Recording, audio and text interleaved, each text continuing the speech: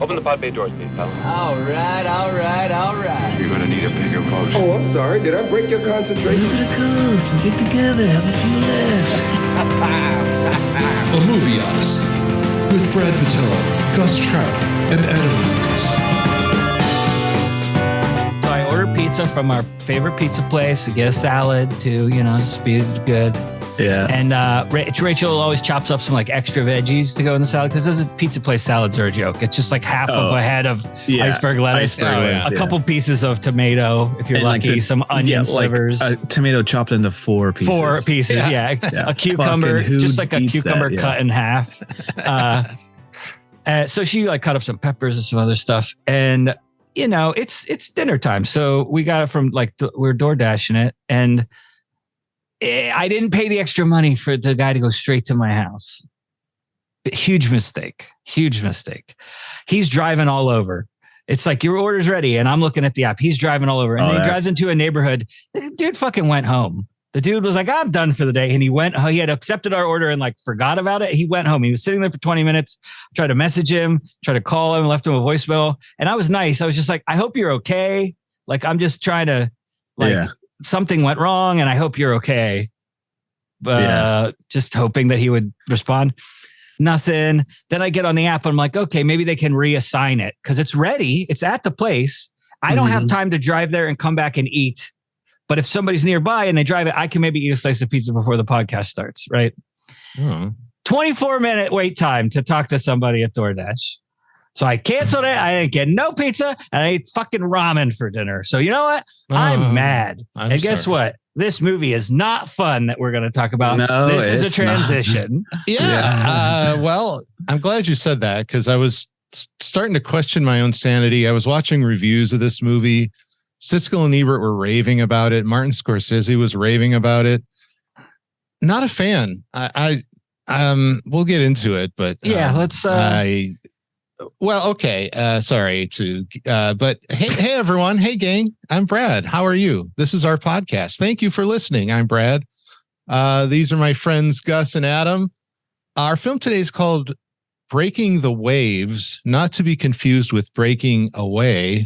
I literally thought that Gus was joking whenever I thought it was an autocorrect, like Gus was making a joke, like let's do Breaking Away again because he loves it so much. And then I was like, oh no, that is a movie. Okay. Well, that's funny because I didn't pick this movie, guys. If you remember the conversation, I said, oh, I'm watching this movie. It's on Max and and Siskel and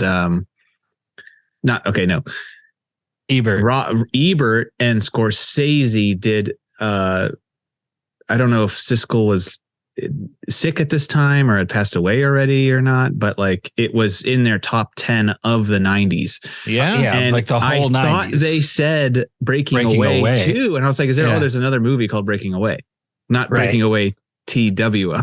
right. Breaking Away also. And then Breaking the Waves. Okay. And then Lars Von Trier and Emily Watson and Stellan Skarsgård and it's so Emily Watson's great. This is how they talked about it. Oh, I think Stellan's great too. Yeah, I mean the performances of the acting main, is good. Yes, acting is. Did you finish your whole thing? Well, here? I didn't say that it was from 1996. Okay. Gus mentioned it's Gus Von Trier. This movie, because I was Gus Von Trier. What? Sorry, what did I say? Gus Von Trier. That's awesome. Gus Van Sant. Sorry, Gus Van Sant. Yeah. No. Lars. I watched The Elephant. Shit. Lars Von Trier, who's I've seen a bunch of his films and I've liked most of them. None of them I would describe really as fun. Oh no, Antichrist isn't fun, but I love it. Well, I mean, I'm so glad, Brad, that you do not consider that fun. After the Beau is Afraid, how hilarious you thought Beau was Afraid. So I'm glad. We did an Antichrist episode, but yeah. Ari Aster does consider that like a dark comedy. So, Well, no, for sure. Yeah, that movie's It's hilarious. supposed to be funny, but also it's Lars is like, I have been depressed for 10 years and Lars I is wrote like- this. yeah, no, literally, he's like, I was in a mental institution, and when I came up with this, like, Lars is a that's- trip, man. he's a thing. He's his whole thing. Can I read something to Please. you? All right, this is Lars Von Trier talking about this movie. This is God. from a 2005 interview. He says, I was determined to write a story that was so far-fetched and so full of cliches that no one could take it seriously. But of course, the audience liked it. All you have to do is come up with something really stupid, and it will become a great success. That is incredible. Lars Von Trier's review of That's this movie. That we're- I Hilarious. just think that's such a bullshitty dodge to some extent. I think sure. because there's obviously like the performances are terrific. True. The camera work. I love the fucking camera work. Like, Well, eventually I do. The beginning, it sucks. He's filmed stuff sequentially, I think, right? Normally. Well, I was It seems like the crew was like very green and didn't really know what they were doing for the first 5 or 10 minutes of the film, and then it gets fine. And then it's fine. But there's the first 10 minutes, I marked down like 17 shots that were out of focus, and not just a little, like it completely out of focus. It just seemed like a cameraman who that happens throughout the movie, and I think it's intentional. I think I stopped seeing it after a while, and it all kind of felt okay. I'm looking at the IMDb of the cinematographer, Robbie Mueller. He's got credits going back to the 60s and a bunch of really good movies that I like. Repo Man, 24-Hour Party People, a bunch of stuff he's done. Yeah. I think this was intentional, and I hate the way this movie looks. I can't like the whole. It's the color brown.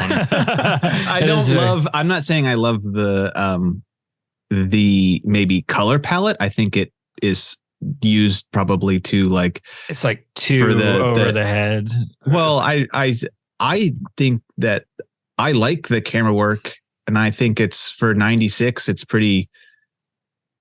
I feel like people are like trying to do this now all the time. Like Full Circle, Soderbergh's new thing is very, because it's very documentarian. It's like this, they're shooting like with a telephotic lens from afar. Like a lot of that wedding scene is all like these close-ups of everybody. And it's some of like the camera's like moving around and like what they're capturing from the actors, like the correct beats that have to happen in the scene, but it feels so natural. And is it just all an accident and the actors are just doing their thing? Or are they trying to hit marks and it's planned out? I don't know.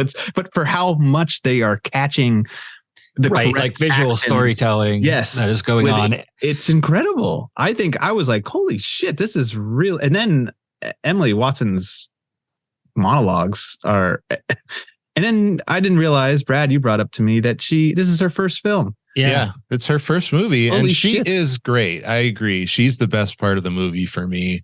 Her performance is outstanding. She deserves all of the credits or all the accolades she got for this. I have a problem with how it looks, and it's too long. Like I agree that it is quite long for my personal taste, I think. Yeah. That's a big pet peeve of mine when it's now Beau is Afraid is 3 hours, but it never stops moving though, really. It's so crazy and so much happens. Like this movie easily could have been an hour cut out of it. And none of the story would have. I think the part that rings true to what Lars said in his 2005 interview is that when she's like, I want him back, and then be careful what you wish for, you know what I mean? Yeah. And it cuts right to Sarsgaard like getting, fucked up. And on the for the most part, this movie I felt like didn't hold your hand, but there it was like the most like in your face, like hand-holdy thing. Like, why do you do that? Well, I feel like the whole thing is what he said there. I think the whole thing is like, look how dumb stories of saints are, like, and stories that like religious myths and stuff. and people that have been elevated to sainthood, and like, it's ridiculous. The story is ridiculous, but like at the end, basically it's like the movie's like, yeah, and then she was a saint. The bells of heaven rang out for her because she made the ultimate sacrifice. So he was like trying to, like, I feel like that's kind of maybe the framework that he started with. He's like, I want to make a like modern day fucked up sainthood story, which is full of cliches and things that are unbelievable and things people would never do.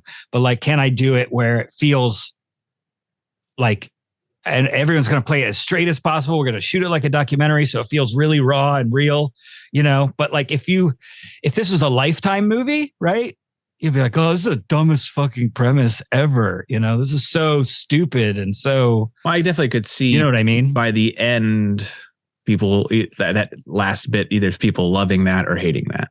Right. I was just so done at that point. I'm like, whatever. I don't care anymore. It's just movies that are longer than they need to be really annoy me. Yeah. I can see what you're saying. Like, you know, I think everything in this is intentional. In fact, I don't know if you guys, I had read about this before, but this movie kind of started a movement, sort of. You saw the Dogma 95 commentary where, so Lars Von Trier and a bunch of other Scandinavian filmmakers had come up with these rules, which they had called like vows of chastity for filmmakers. So, and this movie doesn't have all of these, but this movie kind of inspired the whole movement. And so, I mean, I respect this movie. I just don't like it. I'm not going to watch it again. But like, so some of the rules of this Dogma 95 style of filmmaking, shooting must be done on location.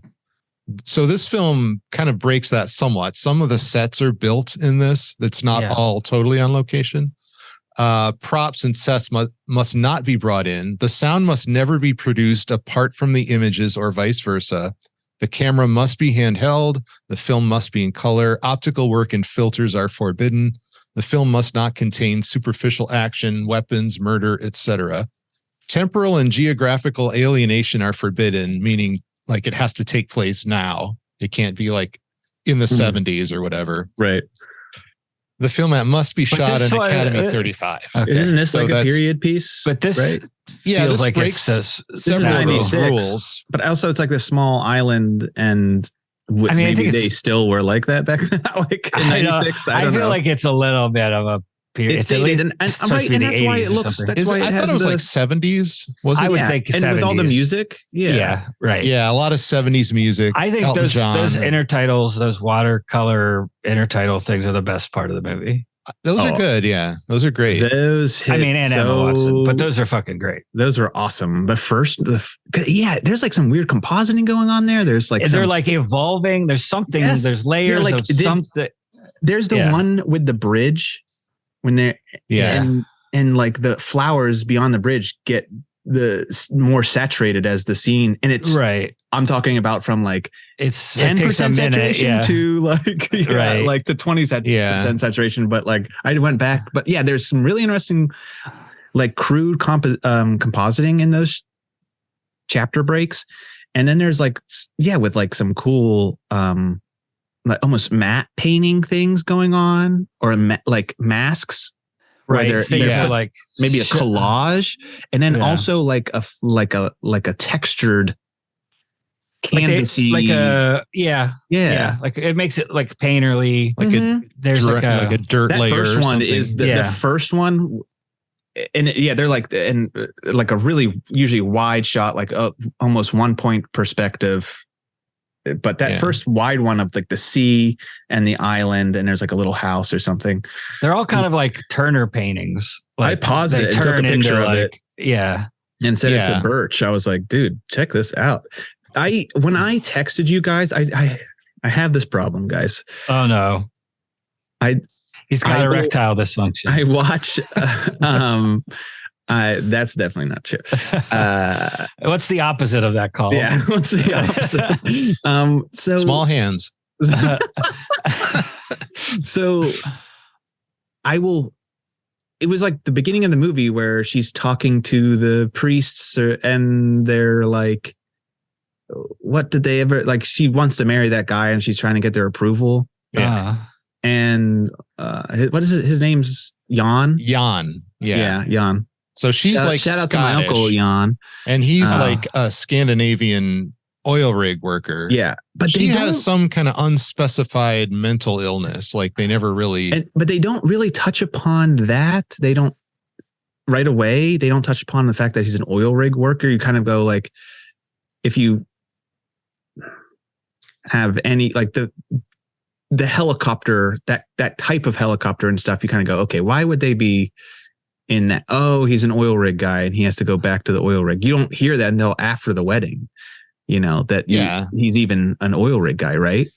No, that's true. Yeah. Yeah, I don't think so. They just call them outsiders. I feel like there's a line of dialogue in there somewhere before the helicopter scene, but it is very just sort of letting you gather. What I'm getting at though is that like she's talking to the priests, and then she has this. She's like, "Well, they say like, what have the foreigners brought? What do the outsiders have to offer?" And she says, she goes, "Their music." Yeah, and this is how she says that. And then it's like this little montage of her like walking around, and there's this close up of her, and she like looks into the camera. I was like, "Fuck, this is cool!" Like when she looked into the camera, that's when I texted you guys. I was like, "This movie's fucking cool." She does it like 6 more times.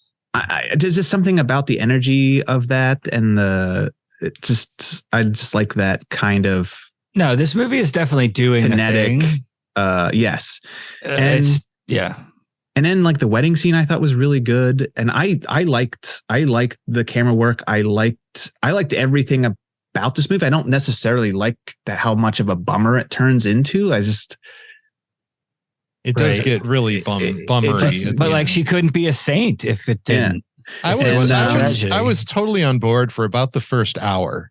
Like the wedding, him going off to work, seeing wieners, seeing all the wieners. Their relationship. You do get to see his wiener, and you get bud, not bad. Stellan Skarsgård is full frontal in this, and as is Emily Watson. Mm. A lot of sex, a lot of like she becomes sort of like a sexual martyr almost. She like martyrs herself sexually, kind of, and is elevated to sainthood, right?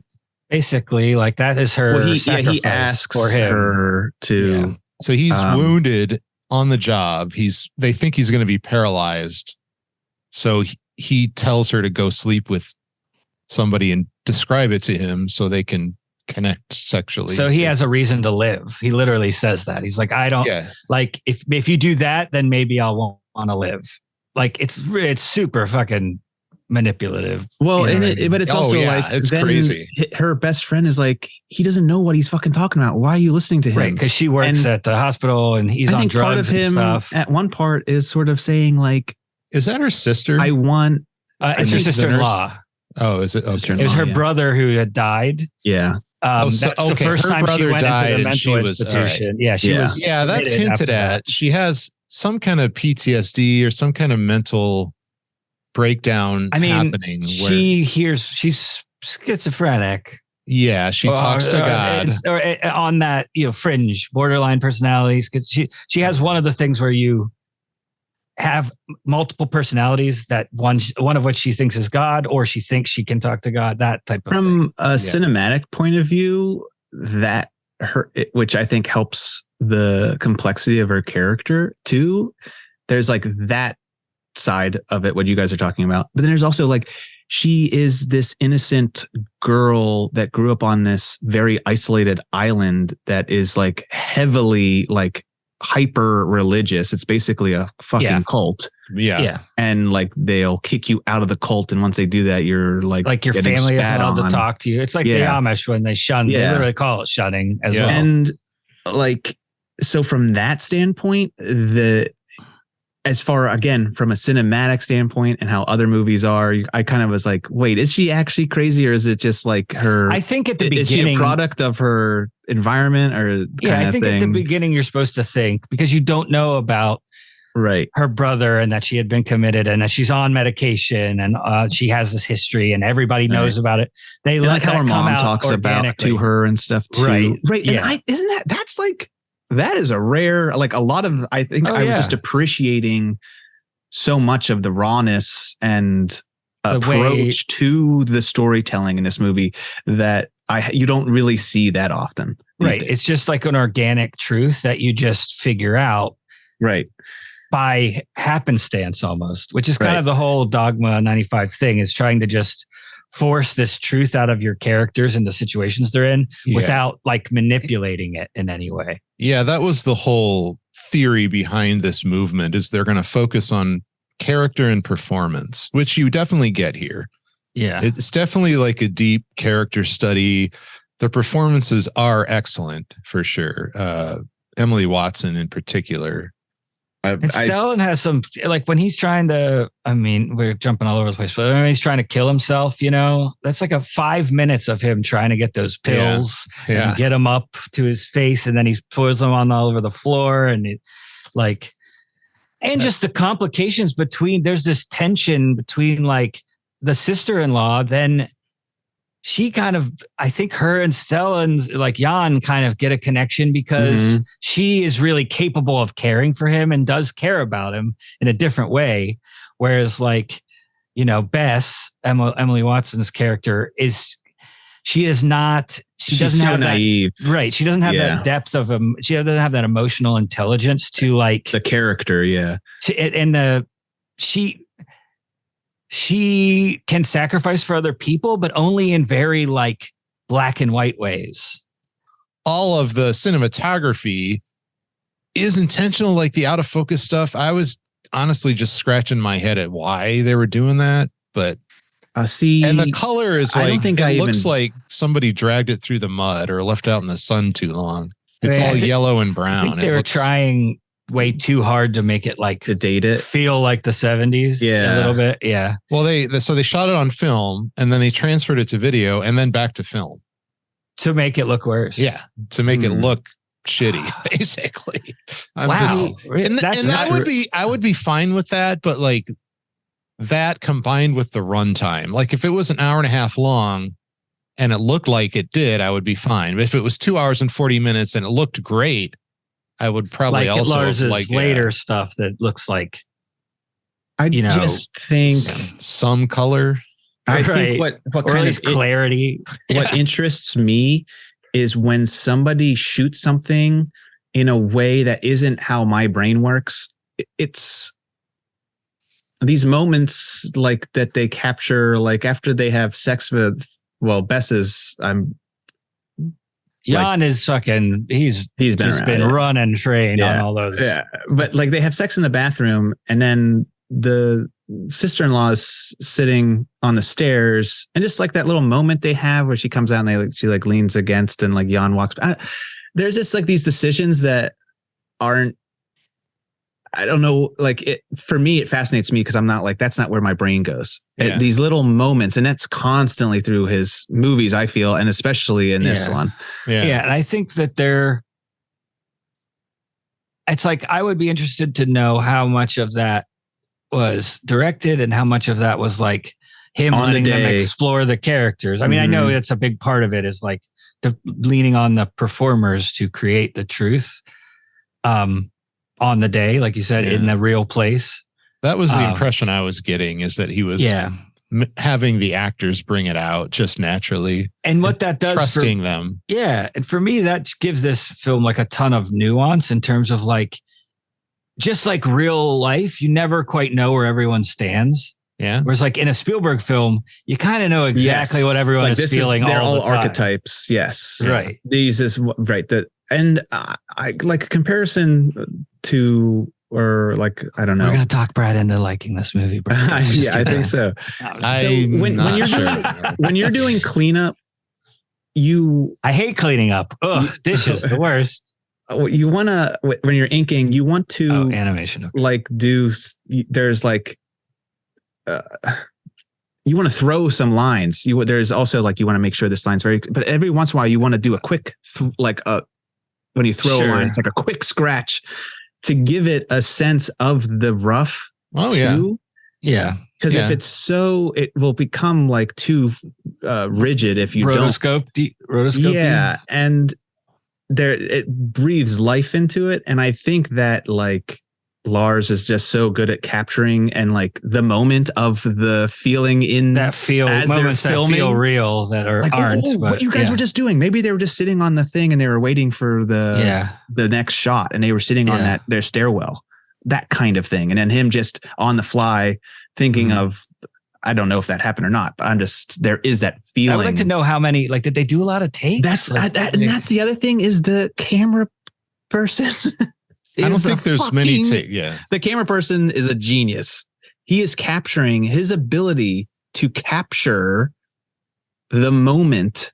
Like all the little pieces of things that you, to draw your eye to the right. This person hands. Shot. Right.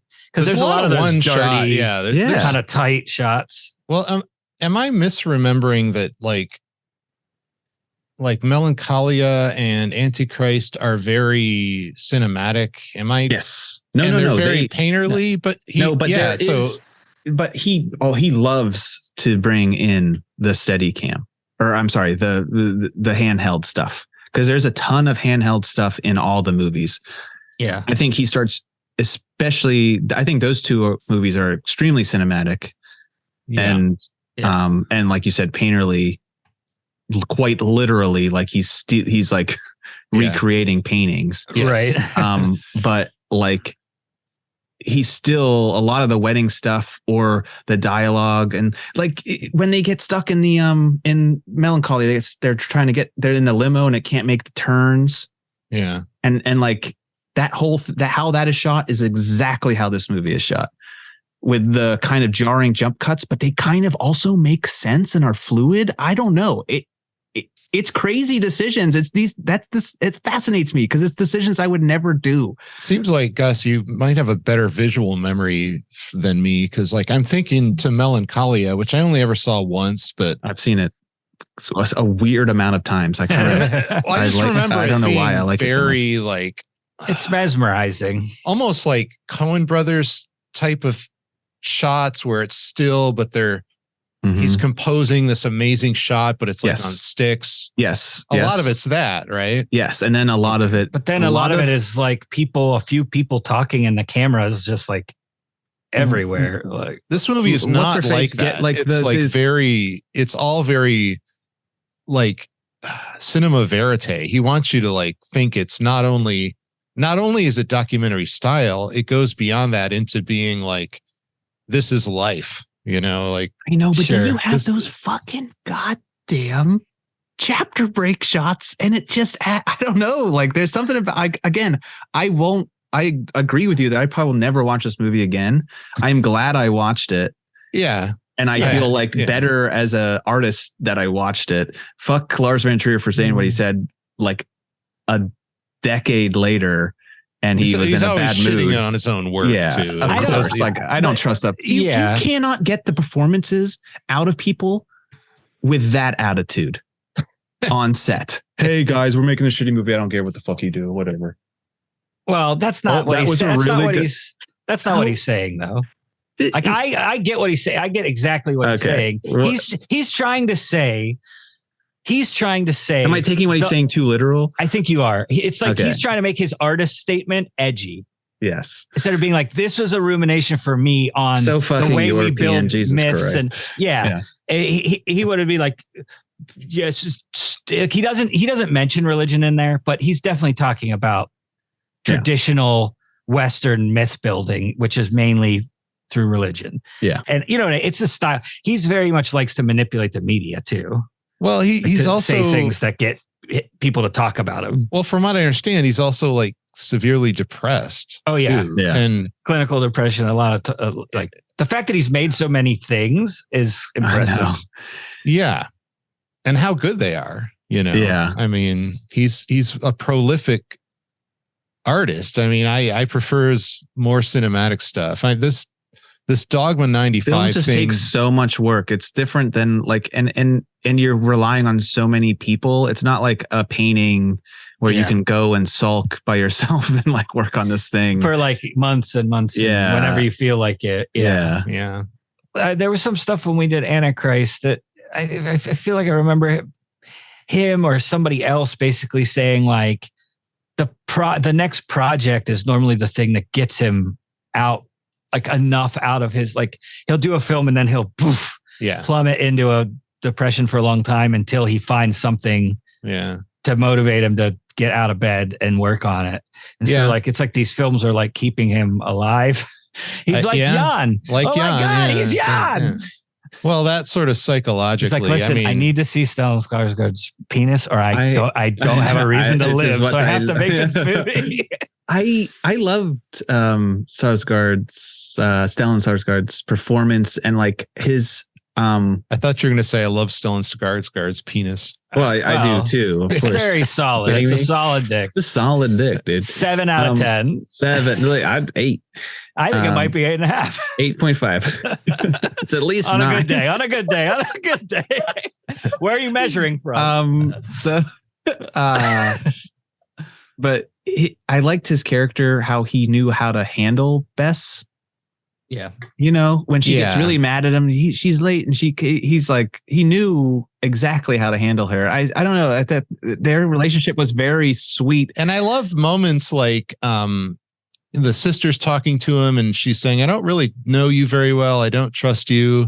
Yeah. It's a very real moment. I really liked the first hour. I love the characters. That's when I text you guys. That's when I text you guys. Okay. You get, everything's happy. And then, she talks to God and God, are you sure you want him to come home? Are you sure you want that? The film at the beginning when she's doing it, it just seems like a person in church. Mm-hmm. Like she's just kind of naive and she just is like, this is the way that she prays. And it's like, oh, okay.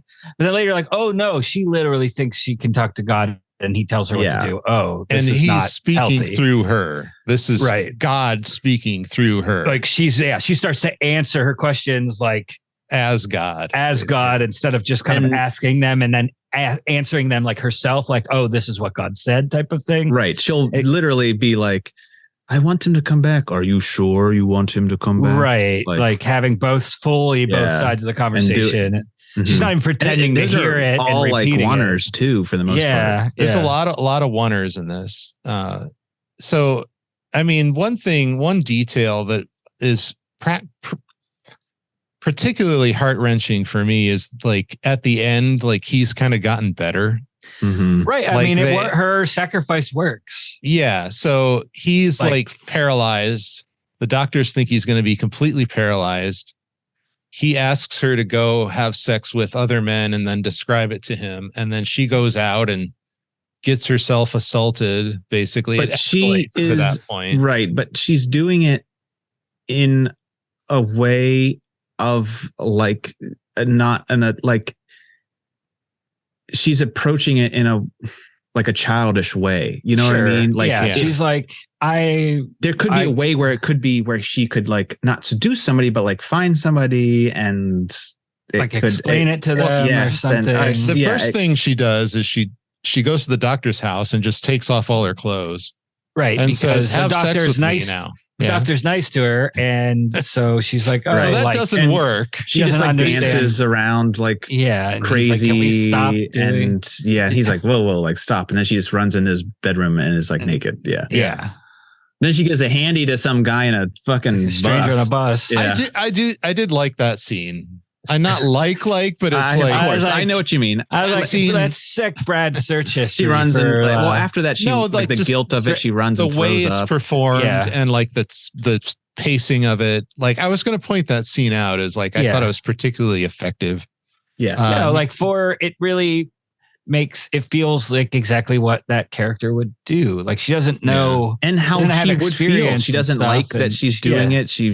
But she feels like she has to do this. And then like the dude on the bus goes through this thing. At first he's like, what the fuck? And then he's like, oh, well, like I'm getting a random hand job on a bus. Okay. This hasn't happened to me in years. Yeah, man, it's been 7 or 8 days since I've gotten a random hand job on the bus. But then it just kind of escalates. She borrows an outfit from a prostitute, right? And then she goes out. Is that what someone she knows, or it's somebody in the town that they know? I don't know if she is a prostitute or not. But she ends up basically prostituting herself. Yeah, she goes to like bars to pick up guys, and there's one scene where the guy's like, "Okay, how much?" And she's like, what do you mean? Yeah. Like, it's like, oh God. Oh, and then Udo Kier's character. You caught she's so Udo naive. Kier in there. Yes, right? Yes. But she's so naive that when she gets like somebody to hem her like some clothes, and they're like very slutty clothes, like right, yeah, stereotypical, right, kind of like that. They're frowned upon in that town because of their religious. Like the town's super religious and everything. So anybody dressing like that is going to be yeah. But like, so then she basically like, it's not working, or so she's like, I need to do more. Well, it's so surface level for her. It's just like, I need to, if I have sex in any kind of way, God will realize this and then save him. Right. Yeah. Basically is what it turns into. So she goes to the docks and she misses the boat to go out with the other working girls.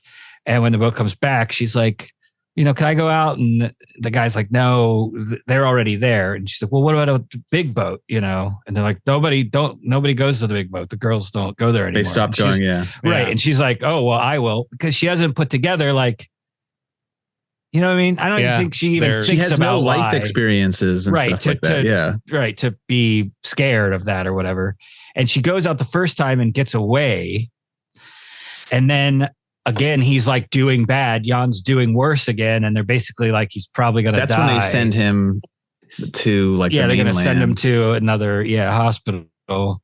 And so she's like, I didn't follow through with that thing. I got to go follow through. And I think they do a pretty good job of making of the depiction of his injury. Yeah. And like, I mean, to how little he can move and how much help he needs, and how it gets a little better and a little worse. Gets worse, yeah. And then he gets like a tracheotomy. Yeah, he's on a ventilator, and then he's not, and no, they definitely like utilized that in a way that felt realistic and not like hokey, or you know what I mean. He had like anybody who has had a family member or friend who's had a major medical or if you haven't, like that would make you have a realization of like how hard it would be. Yeah. Right. Because from day to day, you don't know in a way that's believable. Yeah. Yeah. Because this could turn on a dime at any moment. So she goes back to the boat and it all kind of goes really quickly from gets there. Herself killed basically. Like, she gets like, I mean, maybe this is one of the rules. They don't show getting that. Yeah. You just assaulted. See her body getting loaded back. And then her funeral happens, right? Well, that's the whole thing, is that they're like, okay, we'll have a funeral, but guess what? Like, that was so messed up. Yeah, that's right. It was that part made me so mad. And they did that. They condemned someone to hell earlier in the movie too, right? You don't know who it is. Yeah, they're sitting up on the hill and they tell Jan he can go down because he's a man, but they can't go down because they're women.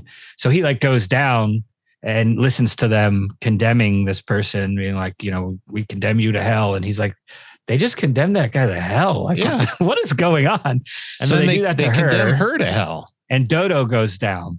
So the sister-in-law goes down. She yells at all of them. It's like, who are you? Yeah. Judge. But then she notices that there's like sand coming out of the casket, which then makes you have like a bit of they put sand in there. Cause she's like, Jan, what are you doing? You're not doing anything. And he like, doesn't really say anything. Right. Because they actually stole her body. So he wanted to give, my impression was, he took her body because he wanted to give her a proper burial. Yeah, and he didn't want those assholes to condemn her and bury her in the ground. So they do a burial at sea. Yeah. And then he's laying in bed and his friend comes and gets him. And he says, come look at this. And he's like, they're looking at the radar. And he's like, yeah, what? There's nothing. And he's like, exactly. Now come with me. And they walk outside and there's just bells, church bells, like going crazy. And everybody's on deck. And you're like, what the fuck? And then Jan starts smiling, and that's when it cuts to this like from heaven. Very cool. Like, the shot is cool. If you're into the movie at that point and you're in it, I think that like I was a little again, I'm kind of looking at my phone kind of at this point in the movie. I'm not locked in. Then I was sort of like, damn it, I wish I was locked in because that would have been so good. I'm not religious or anything, but like the flow of that and everything would have been, it still was beautiful. You know what I mean? I really liked the ending. I liked it too. Yeah. Because it's like romantic and it's kind whimsical. of like the linchpin of the whole film. Like it makes the whole rest of the film make sense. Yes. And it's just so crazy to me that like she dies and he's like, what? From the time that she dies to her funeral, he can like walk. Like where he was like, yeah. Yes. It's very like he gets better so fast. Yeah. Like I guess like. And it's part of, because exactly. If you're paying attention, you'd be like, whoa, wait, what the fuck's going on? This is so depressing. He can walk now. What the fuck? And like, I get it. Like, right. Yeah. I probably won't ever watch this again. It definitely like, I don't know. There's enough to it that I really like. I really like the camera work. I don't necessarily love the like sepia tone. Yeah. That much that didn't bother that they me. Went from film to video back to film makes me want to punch him in the dick. Yeah, and I'm gonna punch him in the dick with Stellan Skarsgård's dick. But yeah, I would give this. I would like a 6.5. I'm gonna give it a 6.5. Okay, take that, Brad. All right. Let me think here. I was ready to rate it lower, but I'm going to say, so we convinced them. You can. All right. So starting with the 3, adding on Emily Watson's amazing performance, which is worth watching. Career-making performance. And also this film this is the film that elevated Lars Von Trier onto like, and the international stage. He won the Grand Prix at Cannes. It won Cannes. I have an opinion about this movie that not a lot of people share, which is a lot of people love this movie. I don't love it. But you saw it in 96. Pure Michigan. I'm saying if you saw this movie in 96, it would have been, I think, a lot different. We've seen this style of shooting and we're like, there's stuff that we're like, desensitized. It's like Citizen Kane. No, I remember seeing in the theater. This movie is Citizen Kane. The Woody Allen film Husbands and Wives. Have you seen that one? It's all handheld. I don't know. I don't think I have. I remember like I saw it in the theater. This is like 90. It was before this. And I remember people just barfing everywhere. I didn't get it at first. I saw it later. Like when I saw it in the theater, it kind of gave me motion sickness. And I didn't like it, but then I saw it later and I really liked it. So that was an early memory I have of seeing a film in the theater that was shot this way. Maybe you need to see this and get motion sick. Watch this on a boat and then watch it again not on a boat, and you'd like it more. And like it more than when it made me vomit, literally. Yeah. So Emily Watson's performance. So you started at a 3. I'm going to give it one more point for Emily Watson. I'm giving another half point for Stellan Skarsgård's dick. That brings us to 4.5. All right, there we go. 5. All right. So I mean, again, this is so hard. To me, that means it's in the bottom half of like all movies ever. But that's just the way I think about it. So that's not the way you're thinking about it, like a points-based system. I guess. I don't know. My personal enjoyment brings it way down. Way down. Yeah, same for me. It's like that's what brings it down. Hated the experience of watching this movie. I found it excruciating. Not to say that it's a bad movie. I think it's like, I respect it. It started a lot of stuff. It's groundbreaking in a lot of ways. Performances are amazing. I was gonna say 5.5, but I don't like being directly in the middle. Okay. So I'm going to go up to 6 because I feel like I'm more aligned with, I didn't find this excruciating. Okay. And I definitely didn't find it excruciating. I just was sort of like looking at my phone a bit more. It was the runtime. It was the runtime. It's too long. It was how long it was. I was really mad. There's meditative shots that they could have trimmed that would have made it. But I that's every Lars Von Trier film, I think. True. Like he has a very intentional sense of pacing that is like for him. Like it feels right to him, I think. Yeah. And like you have to get on his level to like fully get into it, which like, you know, I can enjoy, but it have to be, I think I was in the right kind of mindset to watch this. Yeah, you definitely have like, to be in the right mood for sure. Yeah. It's not a casual thing. It's and people if you want to watch like a fun action movie, this I was going to not, say people who aren't literal opposite cinephiles aren't going to enjoy this either. And even people who are cinephiles, even a lot of people who in the right state of mind. So what are you going to give it? 6. I said 6. Oh, 6. So we got a 4.5, 5, or 4.5, 6, 6.5. Those are our scores for I feel like I'm Breaking the Waves, 1996. Lars Von Trier. Well, hey guys, why don't we do a segment of our podcast called "What Are You Watching"? Shall we do that? What you watch now, huh? Remember when I called it that and you guys refused to? No, we called it that for a while. And I just that was a running gag for a while. What you watch now, huh? What we watch? What you guys watch? Who wants to go? I can go. I got my list you go here. First, yeah. Okay. Have either of you watched any of Winning Time yet? No, you were saying that it is a 24-hour party people vibe, which I was sort of like. That's the only thing that I can compare it to. Yeah, is because of like the different styles of shooting and the music montagey stuff and the talking to the camera. You know, like the main characters talk to the camera. Like, I would be interested. Again, I don't think it's like great or perfect by any means. Mm-hmm. But I'd be interested to see what you guys thought. I like it. I enjoy it. I'm a sucker for sports movies for some reason. I've said this before. I've been meaning to start a new series. So anyway, Winning Time. That's good. Winning Time. All right. Thoroughbreds. That movie with Anya Taylor-Joy. Yeah, where she's like a rich. They want to try to kill the stepdad. Right. Yeah. It was good. Like, man, Alex and I just like, I don't know, we were just like falling asleep. We could not even keep our eye. It's like very clinical and like very like dry. Yeah. So like you cannot be tired when watch it. It's doing a thing that like I kind of like and I kind of get. And they're the two lead women. I can't remember the other woman's name. It's Anya Taylor-Joy and this other woman who you would recognize. They're doing really good. But it's just the whole kind of thing and premise of it and all is a little. And then just because it was free and I was bored, I watched the second Shazam movie. Don't do that. The first one was okay. This one is like there are things that I laugh sometimes because some of those kids and the stuff are like they're good. They're funny kids and there's some good gags and little jokes and stuff, but. It's a dumb movie. Not surprised to hear that. Yep. That's all. Nice. Well, I got one thing that I wanted to talk about. I can probably come up. I only have one, too. Is it erectile dysfunction, Brad? We've been waiting. What is this? Erectile dysfunction gag. You're going.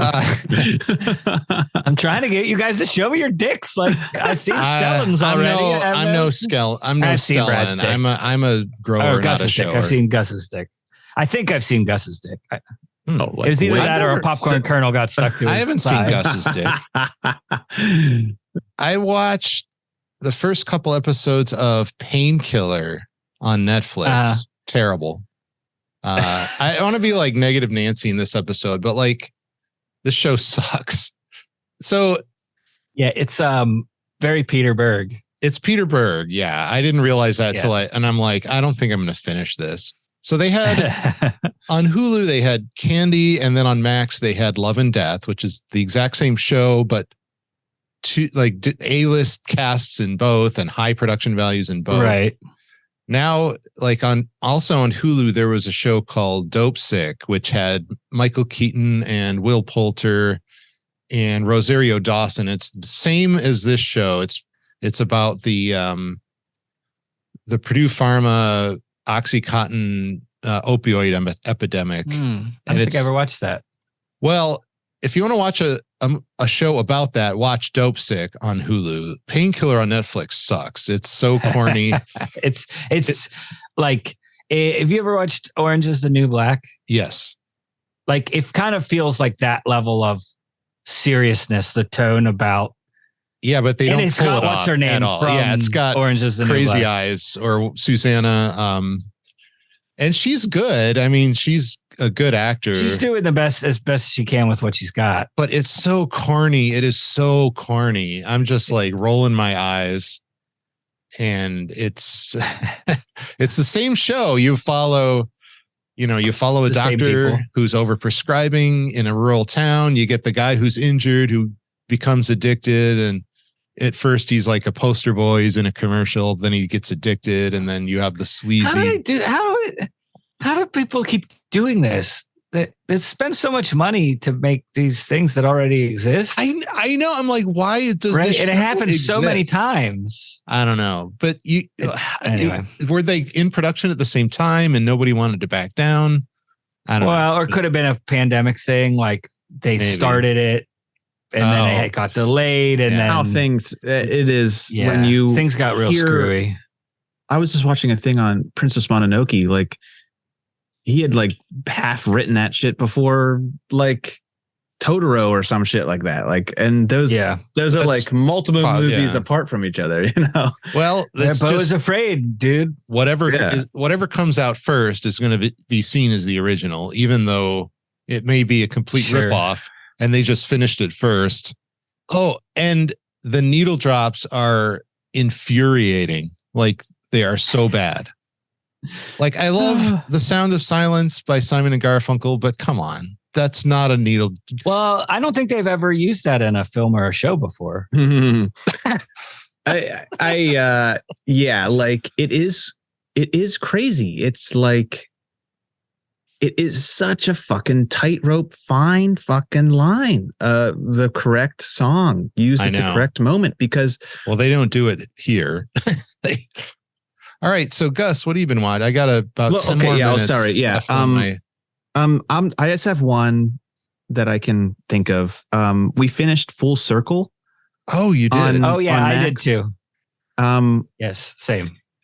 I liked it a lot. I think they I was like, oh, this is the last episode, and they're wrapping everything up. And it was one of those, it fell into that same thing all these shows do, where it's like really interesting. And then they're building up all these things, and then they're like, oh, last episode. Just an explain-a-thon. Right, they just had to get it done. They had to. And everybody needs to be in their tight little info dump, basically. There's Xavier, that character who ends up saving and sending his friends back, and like probably stays to become like a kingpin. And don't spoil. I haven't finished it yet. Oh shit. Anyway, Xavier, there's like that 1,000-mile stare that character has, and like all the characters feel so lived in and well, like just the performances are great, and the depth of the characters is great, and I liked how it was shot, which was very like somebody's like secretly holding a camera, like lots of really low angles looking up at the cameras, like so like somebody's holding like a cell phone, like pretending like they're not filming somebody, kind of thing. And which is very Soderbergh. It feels very Soderbergh, but I thought it was a very like tight Soderbergh, and it really held the tension throughout the entire episode. And certain episodes are better than others, but when he is doing it like right, that show feels great. I love the first two. That's as far as I've got. Well, let's talk about let's. I liked it a lot. That's guess I still think that's what I've been watching. People should watch it. Yeah. And when we'll talk about, when Brad's seen it all, we'll talk about what we think about it overall. Sure. Okay. Yeah. Cool. Well, should I record an outro? Let's do it. Do it. All right, gang. Well, thanks for listening. This was you've been listening to A Movie Odyssey, the podcast starring Brad Patello, Gus Trouth, and Adam Lucas. Instagram at Brad Patello, at Mr. Trouth, at Renaissance Grunt. And we have our own podcast Instagram at A Movie Odyssey. Thank you. And we will see you right here next week. Same podcast station, same podcast time. Search for Hey, this is Gus Spielberg Trauth, and I'm saying goodbye. Don't you mean Gus Von Trauth? Gus Von Trauth. Gus Von Trauth, yeah. Hey guys, I'm gonna need you before the next episode. Could you guys have sex with a stranger and tell me about it, please? How about if we have sex with each other and then tell you about it? I'm going to give a handy. I'm going to give myself a hand job and tell you. No, please don't.